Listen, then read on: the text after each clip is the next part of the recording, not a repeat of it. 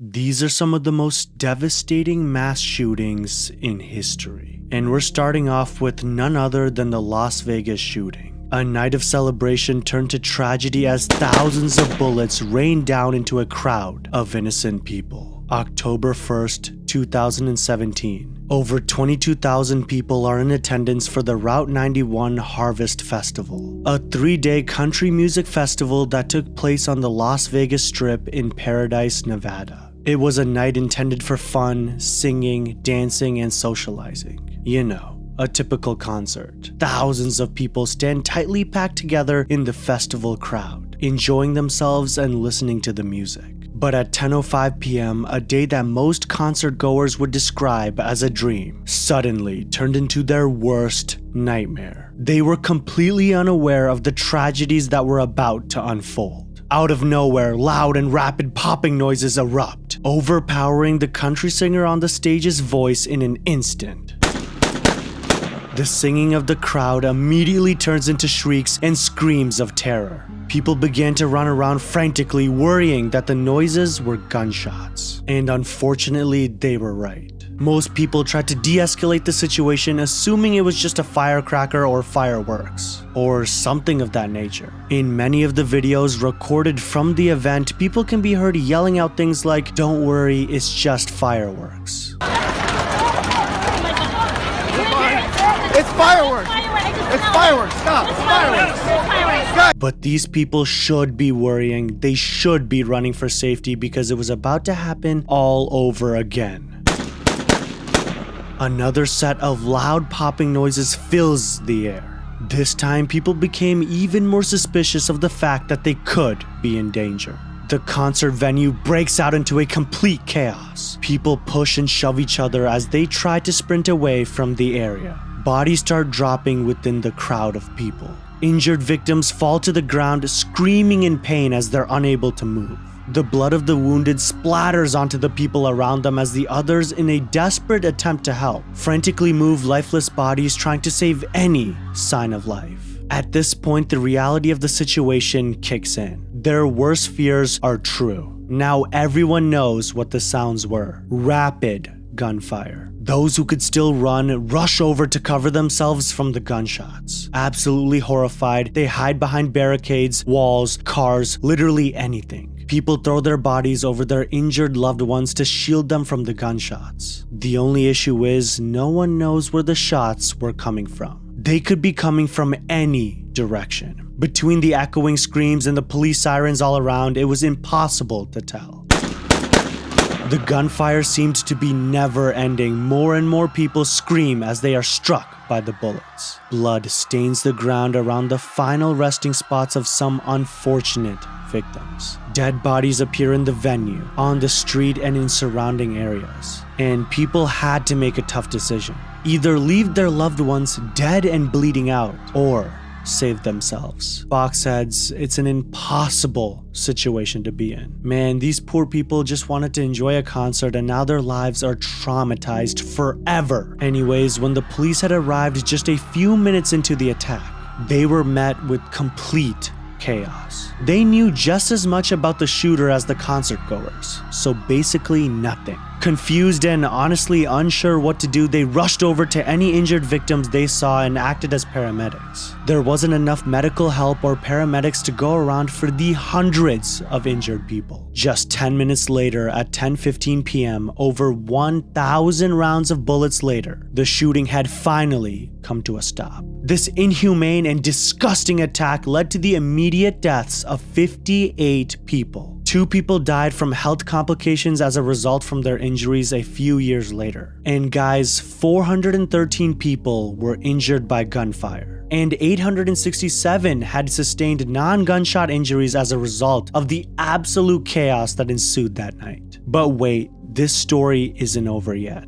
You're probably wondering who the hell was behind this shooting. Well, let's meet the evil gunman himself. 64-year-old Stephen Paddock, a man from Mesquite, Nevada, who was described by his family as non-violent and quiet. Security camera footage within the building actually captured the timeline of the events leading up to this killer's ruthless attack. Paddock had spent the day before his attack gambling, laughing, and enjoying his stay in the Mandalay Bay, but it also captures something more eye-catching. In the footage, he can be seen bringing up suitcase after suitcase to his room on the 32nd floor of the, Mandalay Bay. And no, it wasn't just a normal amount of luggage. He had so many bags that he had to take multiple trips up elevators just to get it all into his room. Fast forward to about 9:20 p.m. on the night of the attack, October 1st. Paddock had barricaded himself within 2 connecting rooms on the 32nd floor, a 480-foot tall building that provided him with the perfect vantage point of the festival below. In these rooms, Paddock had stashed and prepared 24 firearms.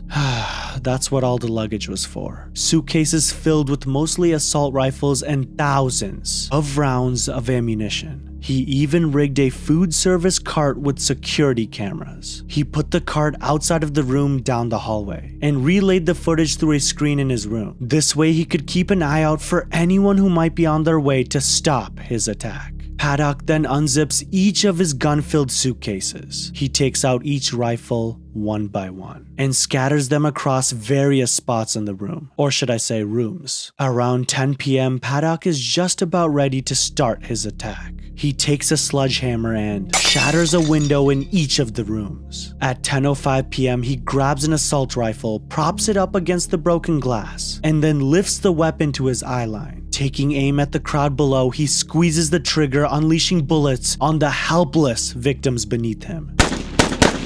After Paddock had begun shooting, a security guard and engineer who worked in the building went upstairs to investigate the shots. And when they reached the 32nd floor, you'd think for sure Paddock was about to be caught, right? Well, the security guard and engineer were caught on the cameras, so Paddock knew they were coming. Remember the food service cart? He saw them through the camera feed, went out of his room, and fired at them from across the hallway. The security guard called for backup and informed the police that they had found the location of the shooter. With this information, a SWAT team is sent into the building to take out the killer. They quickly make their way up to the 32nd floor. Once they arrive, they kick down doors and hurry into the other rooms on the floor, informing the residents of the danger and getting them to safety. At approximately 11:20 p.m., after about an hour of clearing rooms and preparing to breach, a SWAT team finally makes an effort to enter Paddock's locked room. They place an explosive on the outside of the room. They stand a safe distance away and then they enter the room to find Stephen Paddock in a pool of blood, dead on the floor by a self-inflicted gunshot wound. This man took the lives of nearly 60 people, but instead of giving the families of the victims answers, he took the easy way out. The absolute horror of this night was finally concluded as an officer radioed, "Suspect down." Unfortunately, because of his suicide, we will never actually know the true motive behind Stephen's heinous, disgusting actions. All we know is that October 1st, 2017 would be a day of memorial and remembered in history books for years to come, as it became the deadliest mass shooting by a lone gunman in US history. Next, we have the Orlando nightclub shooting. This next deadly shooting was a terrorist attack that took the lives of 49 people in a nightclub and injured even more. June 12th, 2016. It was Latin night at the Pulse nightclub, a popular venue for those among the LGBTQ community in Orlando, Florida. Over 320 people are in attendance for this very popular event. The air is filled with music, laughter, and just overall sounds of a good time. But unfortunately, this enjoyment here wouldn't last much longer. Everyone in that nightclub was about to experience something horrifying. Around 2 a.m., 29-year-old Omar Mateen was driving a rental van to the Pulse nightclub that night, or morning. He parks the van in the parking lot of a neighboring building. Mateen steps out of the vehicle and grabs 2 weapons, a semi-automatic rifle and a 9mm Glock 17 pistol. Armed with these weapons, Mateen makes his way to the entrance of the nightclub while wearing a black tactical vest. He reaches an entrance of the building and walks in unnoticed, able to somehow blend in with the hundreds of people in attendance. Mateen, still without being spotted, makes his way to the center floor section of the Pulse nightclub. Within the crowd, he grips one of his firearms and raises the rifle, and begins firing into the crowd of the innocents around him. Bullets ring out in all directions as Mateen aims for anyone he sees. Screams of terror echo as blood splatters within the nightclub. Bodies drop to the floor and are left in a pool of blood. A fun, energetic, and seemingly safe area just moments ago has turned into a complete massacre. In a complete panic, the club attendees sprint to safety. They rush to the exits or duck behind any cover they could find. And remember this next part because it becomes very important to the story. Some of the victims run to the club bathrooms in an effort to hide from the shooter. Officer Adam Gruler, an off-duty Orlando police officer and security guard at the Pulse nightclub, had rushed to the scene when the gunshots first rang out. Gruler traded gunfire with Mateen from just outside the entrance of the building, diverting the shooter's attention from the helpless victims. Unfortunately though, Gruler was only armed with a pistol, while Mateen had much larger and more accurate firearm. Gruler was forced to retreat from the gunfight and stepped away from the building. In a hurry, Gruler radios for assistance to any nearby officers. Within minutes, 2 SWAT officers arrived to the scene. They resumed the gunfight from outside of the building, yet again firing shots in Mateen's direction. Mateen, now realizing that he's outgunned, retreats from the entrance and back into the building. More and more police and SWAT presence arrive at the scene as the dreadful minutes go by. Some of the officers are able to enter the building through a broken window and continue to exchange fire with the suspect inside the building. Eventually at 2:05 a.m., Mateen falls back from the gunfire again and barricades himself in a bathroom of the nightclub. Unfortunately, there are plenty of people hiding inside of this bathroom. I can't even imagine the panic of these people as they watch the shooter enter the room.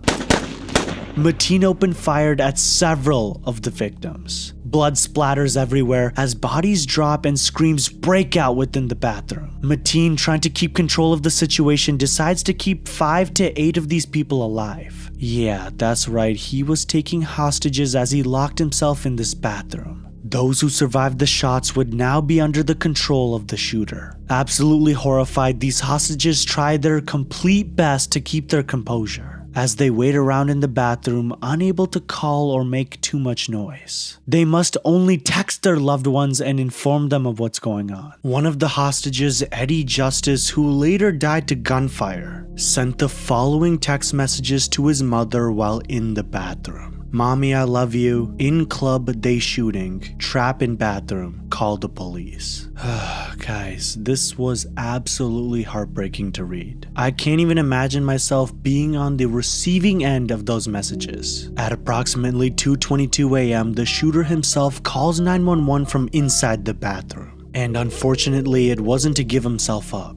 Instead, he was calling to let the police know that he was pledging his allegiance to ISIS. Mateen can be heard saying things like this in 3 calls to a 911 operator. "I pledge my allegiance to Abu Bakr al-Baghdadi Hafidullah on behalf of the Islamic State." Meanwhile, with the help of the police, most victims of the other areas of the club were able to escape and were met with medical help outside of the building. At this point, so many innocent people had been injured or worse, killed inside the Pulse nightclub because there were so many bodies on the dance floor. A rescuing police officer actually had to look down and say, "If you're alive, raise your hand." Anyways, this situation is far from over. Over the next 2.5 hours, those poor hostages and remaining victims inside the nightclub were completely trapped. Each minute probably felt like an eternity as they huddled in the building, scared for their lives. Outside of the building, the SWAT team and police were doing everything they could. They were helping the escaped victims, trying to come up with ways of breaching the bathroom to eventually rescue the hostages. Now you're probably wondering why this was taking so long to do. Well, there was actually quite a reason for that. During those 2.5 hours, while on the call with 911, Mateen had made some serious threats. Threats about lots of explosives and bombs. He claimed that a car parked outside of the building was loaded with explosives, that he was wearing a bomb vest, and that he was going to put bomb vests on 4 of his hostages. But this information, true or not, didn't stop the police from doing everything they could to save the lives within the building. They refused to let those poor, suffering people inside die. At around 5 a.m., the SWAT team decides to detonate an explosive on an outside wall of the nightclub, in hopes that they could gain entrance to the barricaded bathroom. They detonate the explosive, but it was simply not strong enough to fully blow through the wall. So they used an armored vehicle to ram the wall and hopefully create a big enough dent. The method of using the armored vehicles worked, but there was still an issue. The hole in the wall they created actually led to the hallway in the building. The SWAT team continues to create holes in the wall to hopefully pinpoint the exact location of the shooter and the hostages. While doing this, they are able to successfully retrieve about 30 more victims from different areas in the building. At approximately 5:15 a.m., SWAT is tearing down more of the walls with their armored vehicle. They are finally able to break a wall that leads to the inside of the bathroom. Flashbangs are thrown into the bathroom in an attempt to distract Mateen and take him down. And as a result, Mateen quickly leaves the bathroom and rushes into the hallway. At this point, with nowhere left to run, he decides to engage in the gunfire with the police. He raises his semi-automatic pistol and fires off a few rounds in the direction of nearly a dozen police officers outside. Thankfully, these would be the last bullets this mass murderer would ever fire, because sometime after 5:53 a.m. on June 12, 2016, Omar Mateen was finally killed by police gunfire at the Pulse nightclub.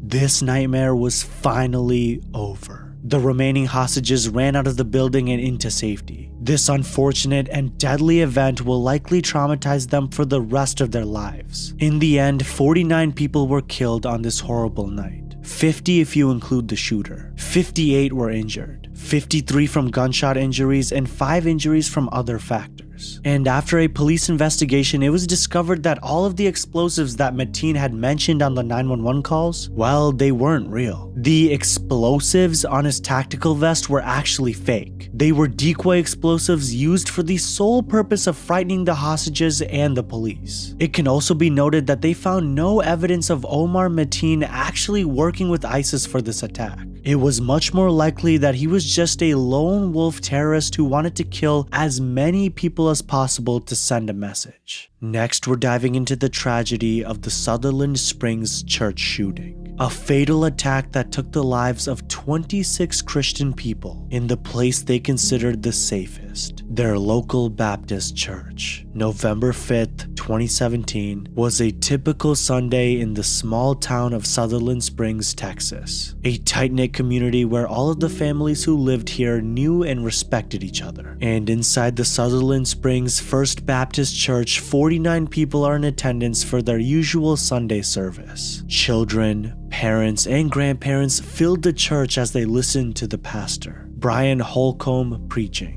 Everyone's spirits are high as they start off their Sunday morning with the typical church-going activities. But just after 11:20 a.m., their spirits would be shattered forever. Just outside, a lone gunman was approaching an entrance of the church. This man is wearing all black from head to toe, a black ballistic vest, black tactical gear, and black face mask with a white skull. Ah, man, that's just...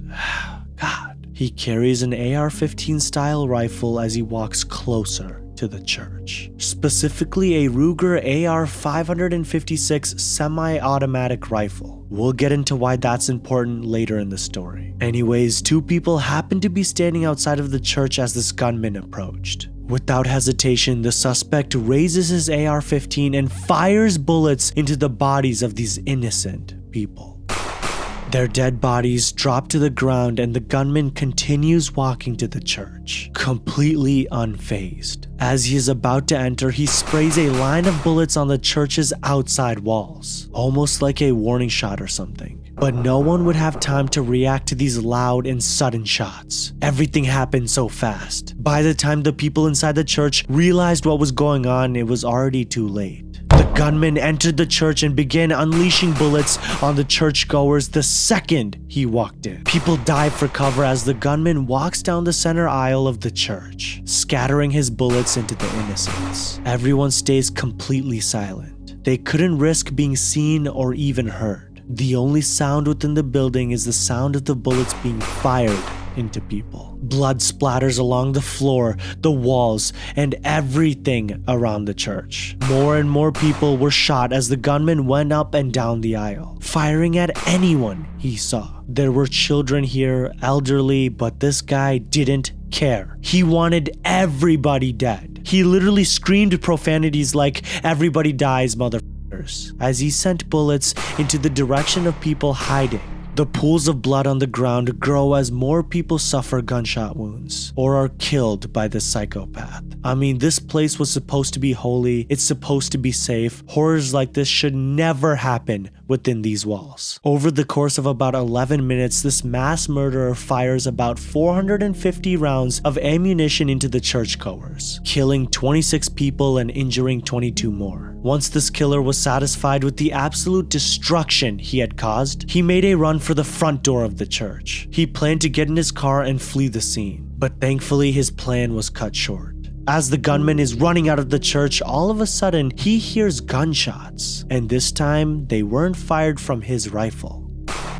A brave civilian was confronting this murderer with his own gunshots. Yup, a man was standing outside of the church retaliating against the brutal attack of the innocent people. The gunshots keep coming as the evil gunman tries to get cover behind his Ford Explorer SUV. The gunman screams out in pain as he gets a taste of his own medicine. That's right, he's been shot. This absolute hero of a civilian had just shot the murderer in the leg and in the torso, severely injuring him. The killer drops his assault rifle before he reaches his car. He takes out a handgun and fires back at the brave civilian who, thankfully, does not get hit with any bullets. The perpetrator then gets in his Ford Explorer and takes off. Hold on, before we continue, who was this hero of a man who was brave enough to confront an armed killer? Well, meet Stephen Wilford, a 55-year-old resident of Sutherland Springs and a neighbor of the church. A man who just so happened to be a firearms instructor and was very familiar with guns. When the first shots were fired at the church, Stephen's daughter had heard them and rushed over to her father to inform him. At first, he didn't believe her. That was until he listened closely and could hear the rapid gunfire that was coming from the church's direction. In an instant, Stephen sprints to a locked safe in his house. He opens the safe and pulls out an AR-15 of his own, the same gun that in just a few moments would be used to injure the killer. From the safe, Stephen grabs only as much ammunition as he can fit in the palm of his hand, which was just 8 bullets. There was absolutely no time for him to prepare any further. With every gunshot fired in the distance, he knew that it meant an innocent life would be taken. And keep in mind, this is a tight-knit community. Like I said earlier, everyone knew each other in this town.